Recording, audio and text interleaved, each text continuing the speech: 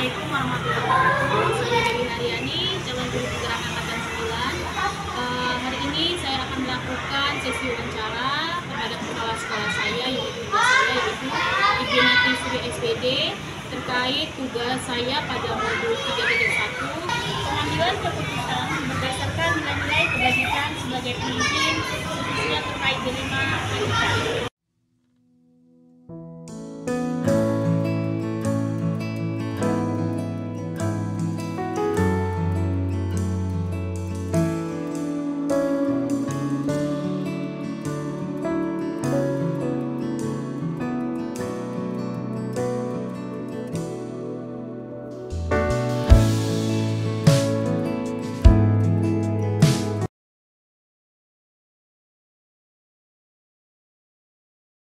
Assalamualaikum Bu. Waalaikumsalam warahmatullahi wabarakatuh. Gimana kabarnya ini? Alhamdulillah. Alhamdulillah sehat Ibu. Terkait kemarin izin saya untuk mewawancarai Ibu terkait tugas saya sebagai calon guru penggerak pendidik. Nah, ada tugas ini Bu, di mana materinya tentang bina etika sebagai pemimpin.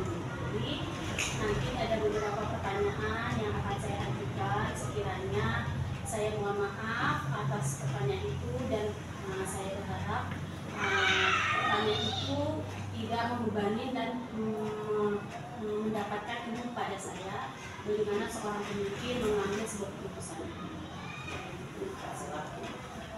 Pertama Bu, bagaimana Ibu dapat mengidentifikasi kasus-kasus yang merupakan dilema etika atau rujukan moral yang berada di lingkungan sekolah ini? Terkait dengan dilema etika itu berarti dari ilmu bisa jadi dari murid yang kita ambil dari mana itu untuk guru atau muridnya. Biasanya kasus dilema etika yang biasanya Ibu rasakan yang ada di sekolah ini. Kalau dari guru sendiri biasanya ada kepentingan pribadi guru berkaitan dengan izin. Kan kita lihat juga izinnya itu untuk apa, kepentingannya seperti apa. Jadi kadang-kadang bukan masalah izin aja, sakit juga seperti itu. Kalau memang yang sakit ini yang paling kita dilema kita ya sebagai pemimpin. Namanya sakit, orang nggak punya keinginan untuk sakit.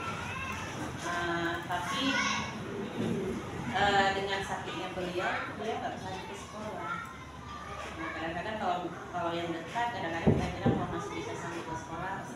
Kalau memang yang jauh ya terpaksa lah kita dari sekolah, kita kasih pengertian yang dulu yang lain, yang mana yang kosong kita bisa isi di kelas dia. Itu barangkali ya kan. Disitulah barangkali nggak kita izinkan, bagaimana tidak izinkan benar-benar menjadi sakit. Kalau dari anak-anak barangkali ada kaitannya seperti itu juga, mengenai kekurang, mengenai kenaikan kelas. Kadang-kadang kan di satu sisi ini anak tidak hadirnya banyak, baik itu sakit maupun hal-hal yang lain ya banyak. Tapi ketika dia naik-naikkan kelas itu, kita berpikir juga badannya sudah besar, dia tadi anak orang susah, kalau kita tinggalkan lalu nggak melanjutkan. Nah yang seperti itu kadang-kadang jadi pemikiran kita, jadi yang perlu kita sama-sama berdiskusi barangkali untuk Dilemanya antara kasih sayang ya, kita lihat beberapa sisi. Bagaimana Ibu menjalankan keputusan dalam mengambil keputusan itu, terutama kasus-kasus itu ada dua kepentingan yang sama benar atau sama-sama mengandung nilai kebajikan? Ya biasanya kita diskusi dulu, kita berdiskusi, kadang-kadang kita ya duduk sama-sama rekan senior. Artinya sekolah-sekolah ini nggak bisa mengambil keputusan sendiri, kita berdiskusi dulu, setelah saya nanti baru kita ambil keputusan. Bisa lebih diskusi menjalani keputusan itu, alangkah itu berembuk gitu ya Bu ya, musyawarah gitu ya, ada keputusan itu tidak sebelah pihak gitu ya. Selanjutnya, hal-hal apa saja yang selama ini Ibu anggap efektif dalam mengambil keputusan pada kasus ini? Ya, terkait dengan pertanyaan sebelumnya, kita kan musyawarah dulu gitu ya, musyawarah dengan beberapa guru-guru yang kita anggap senior, kita musyawarah, kemudian dari hasil musyawarah itu nanti kita ambil keputusannya. Kadang dari hasil musyawarah juga nggak dapat hasil yang memuaskan, ya kepala sekolah terpaksa harus mengambil keputusan sendiri berdasarkan dari musyawarah. Hal-hal apa saja Bu yang merupakan tantangan Ibu dalam mengambil keputusan? Ya biasanya memikirkan individunya. Jadi memikirkan kalau kita ambil seperti ini keputusan yang punya badan yang kita bilang seperti apa ya. Nah barangkali di sini kita masih memikirkan perasaan. Tapi apapun ceritanya yang namanya perasaan tetap harus kita tegakkan, walaupun ya perasaan kawan tadi tidak puas gitu. Di zaman itu apakah dapat diterima dengan baik? Apakah Ibu memiliki jadwal atau waktu dalam menyelesaikan kasus dilematika itu kan? Kalau ada masanya gitu. Biasa dilema etika ini diselesaikan ketika ada masalah. Ketika ada masalah baru ada penyelesaian. Jadi kalau kita bilang ada waktu-waktu tertentu, kalau memang nggak ada kasus bagaimana? Tapi kalau memang ada kasus ya waktu ada kasus itu harus kita selesaikan. Kasus selesai. Iya. Kemudian apakah ada seseorang atau faktor apa yang selama ini memudahkan Ibu itu dalam mengambil keputusan dalam kasus ini? Biasanya kita punya tim di sekolah tadi yang saya sampaikan tadi di awal, kita punya guru senior. Nah, dengan pendapat beliau itu bisa kita jadikan, kemudian kita lihat juga peraturannya. Kalau memang itu masih toleransi dengan peraturan yang ada,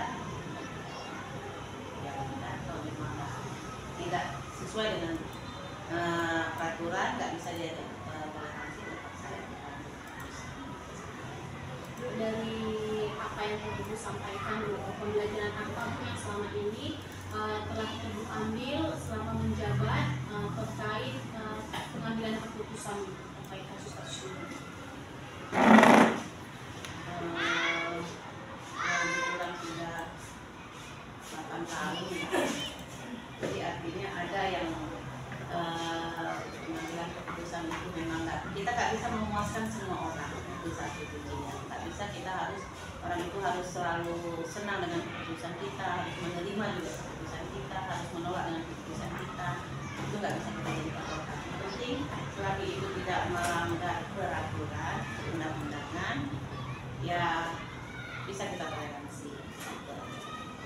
Terima kasih ya Bu atas waktunya, atas wawancara ini. Semoga apa yang Ibu sampaikan dapat menambah ilmu bagi saya terkait bagaimana sosok seorang pemimpin itu mengambil sebuah keputusan terkait diri kita.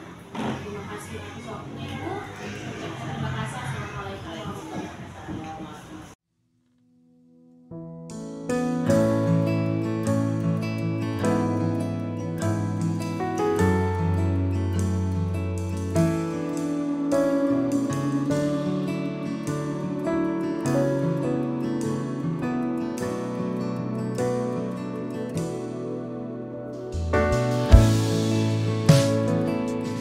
Assalamualaikum warahmatullahi wabarakatuh. Perkenalkan, saya Dewi Haryani, calon guru penggerak angkatan 9 SD Negeri 1 Karangdoro. Berikut ini merupakan wawancara saya dengan Ibu Eva Kristina yang merupakan Kepala TK Pembina Kuala Simpang. Nah, wawancara ini terkait tentang pengambilan keputusan berdasarkan nilai-nilai kebijakan sebagai pemimpin. Assalamualaikum Bu. Waalaikumsalam. Gimana kabarnya Bu? Alhamdulillah sehat. Alhamdulillah. terkait kemarin saya izin ke Ibu untuk wawancara, Bu. Izinkan waktu ya, Bu ya, untuk saya melengkapi tugas saya sebagai salah satu tugas modul 3.1, Bu. Nah, beberapa pertanyaan ini terkait tentang bagaimana Ibu mengambil keputusan berdasarkan nilai-nilai kebijakan sebagai pemimpin. Nah, pertanyaan yang pertama, Ibu, bagaimana Ibu dapat mengidentifikasi kasus-kasus yang merupakan dilema etika atau bujukan moral yang berada di sekolah namun Ibu? Untuk mengetahui apakah kasus itu termasuk ke dalam dilema etika atau bukan moral, yang pertama harusnya ya kita harus tahu dulu kasusnya, gitu. Apakah kasus yang kita alami ini termasuk ke dalam kasus bujukan moral atau dilema etika. Jadi intinya yang harus kita tahu kasusnya dulu, kasusnya Tepat nanti ya, Bu ya. Iya. Nah, bagaimana Ibu menjalankan keputusan dalam mengambil di sekolah Ibu, terutama kasus-kasus itu ada dua kepentingan yang sama, benar atau sama-sama mengandung nilai kebajikan? Biasanya yang selama ini saya lakukan dalam mengambil keputusan itu, saya melibatkan guru-guru. Jika misalnya ada penambahan orang luar yang harus misalnya kita anggap bisa terlibat, biasanya kami memanggil Ibu Murni selaku pendidik sekolah di sini. Jadi biasanya kita melakukan langkah pengambilan keputusan ini Dewan Guru dan komite biasanya. Kolaborasi ya, Bu ya, dengan warga sekolah dan komite yang dilibatkan ya, Bu. Nah, kemudian langkah-langkah atau prosedur seperti apa yang biasanya Ibu lakukan selama ini dalam menangani kasus-kasus dilema? Pertama kita harus melibatkan orang-orang yang memang terlibat pada kasus tersebut. Jadi biasanya kita melihat ya, mencari tahu dari orang ini dengan orang ini, gitu, supaya tidak terjadi kepincangan. Jadi yang sini kita dengarkan, yang sini juga kita dengarkan. Duduk kasusnya itu seimbang ya, Bu ya, Iya. antara suara sumber satu dengan sumber yang sama. Nah, kemudian hal-hal apa saja yang selama ini Ibu anggap efektif gitu, Bu, dalam mengambil keputusan pada kasus-kasus dilema etika, Bu? Kalau yang saya alami selama ini, dengan kita melakukan kolaborasi dengan mitra guru, misalnya seluruh warga sekolah lah, gitu kan. Biasanya kasus itu selama ini dapat diatasi dengan baik dengan adanya kolaborasi dengan terutama dengan Dewan Guru yang ada di sini. Antara kepala sekolah dan Dewan Guru itu berjalan dengan baik gitu ya, Bu ya. Nah, selanjutnya, Bu, apakah Ibu memiliki tata cara atau jadwal tertentu gitu, Bu, dalam menyelesaikan kasus etika dilema? Apakah langsung menyelesaikannya di tempat atau memiliki jadwal untuk menyelesaikannya gitu, Bu? Dan bentuk atau prosedur seperti apa yang biasanya Ibu terapkan? Biasanya jika kasus itu tidak memerlukan gitu ya, misalnya bukan tidak memerlukan, maksudnya kasusnya itu tidak sulit gitu dan bisa diselesaikan dalam waktu dalam waktu ini juga gitu, misalnya biasanya kita langsung putuskan gitu. Karena kalau selama saya menjadi kepala sekolah, biasanya kasus-kasus yang ada itu segera kami selesaikan gitu. Jadi tidak ada kasus yang harus dijadwal penyelesaiannya gitu. Biasanya kami dapat menyelesaikan selama ini permasalahan yang ada itu dengan baik. Ketika kasus itu terjadi langsung diselesaikan gitu ya. Iya. Yang mana misalnya kasus itu memang dapat diselesaikan secara langsung ya. Iya. Nah, hal-hal apa saja yang selama ini merupakan tantangan Bu dalam mengambil keputusan pada kasus-kasus di luar? Tantangannya sebagai pemimpin terkadang kita takut bahwa keputusan yang kita ambil tadi tidak adil di mata guru atau orang murid gitu. Takutnya keputusan yang kita ambil menyinggung gitu, ada pihak-pihak yang tersinggung. Tetapi satu yang saya yakini bahwa jika kita berusaha menyelesaikan permasalahan itu tidak sendiri, misalnya berkolaborasi dengan dengan orang-orang yang kita anggap turut membantu, apalagi melibatkan orang-orang yang ada di kasus tersebut gitu. Jadi saya rasa kalau kita sudah memperhatikan itu keputusan kita ambil mungkin dapat meminimalisir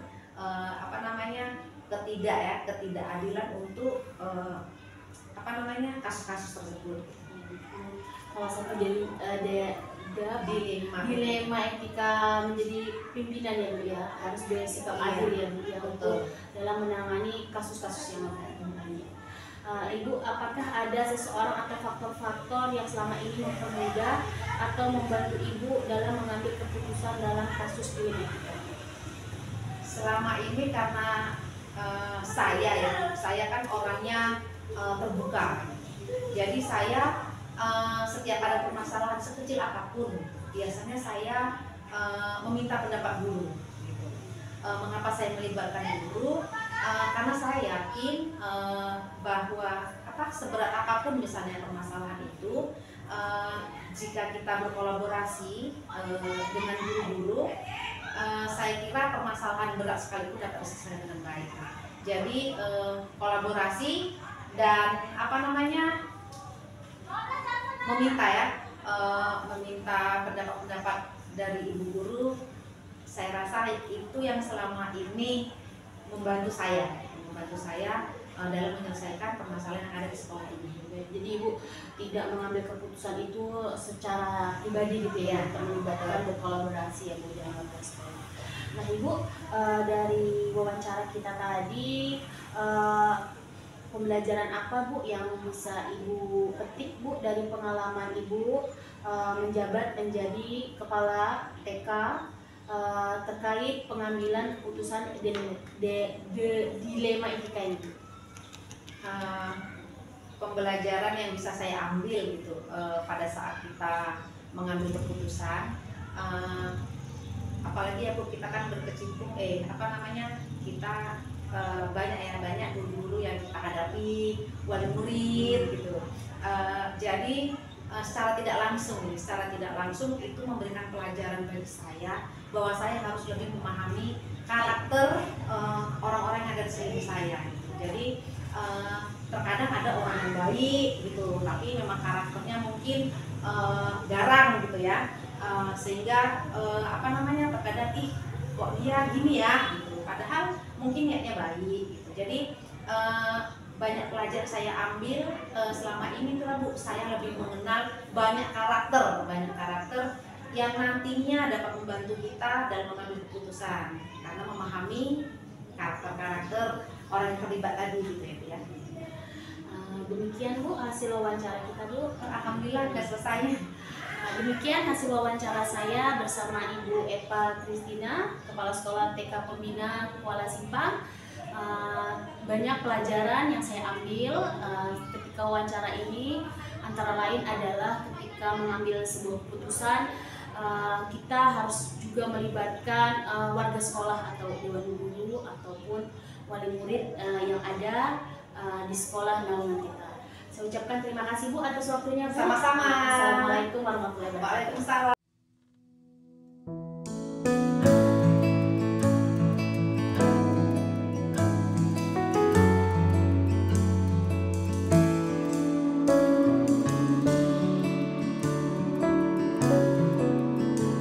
Terkait di 5 etika ini, selama Ibu menjabat, hal apa gitu Bu yang pernah Ibu hadapi terkait di 5 etika tentang baik guru ataupun murid?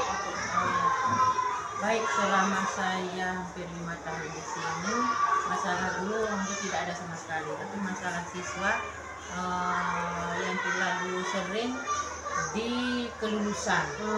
Di kelulusan, misalnya begini, dia nggak sekolah, tapi di akhirnya dia minta supaya dikeluarkan ijazahnya. Itu dia, itu permasalahan yang saya hadapi selama di sekolah.